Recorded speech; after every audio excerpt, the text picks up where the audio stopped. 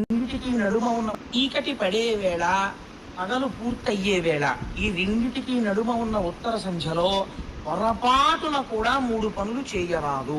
ఏమవి? 1, భుజించరాదు, తినకూడదు. కలియుగం వచ్చిందని గుర్తేమిటి? ధర్మభ్రష్టత్వం. కళ్ళ ముందు కూడా నిలబడి ఎడం చేతిలో పెట్టుకు తినేస్తూ ఉంటాం అసుర సంధ్య వేళలో. వేళావేళలు లేవు కాబట్టి 1, తినడం నిషిద్ధం. అది ఉగ్రవేళ, పడే వేళ, పగలు పూర్తయ్యే వేళ, ఈ రెండిటికి నడుమ ఉన్న ఉత్తర సంధ్యలో పొరపాటున కూడా 3 పనులు చేయరాదు. ఏమవి? 1, భుజించరాదు, తినకూడదు. కలియుగం వచ్చిందని గుర్తేమిటి? ధర్మభ్రష్టత్వం.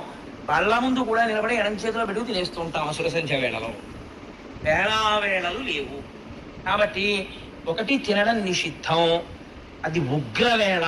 మనస్సునందు క్రౌర్యముతో కూడిన ఆలోచనలు వస్తాయి. 6వ వంతు మనస్సై. 2వదేది నిద్రించరాదు.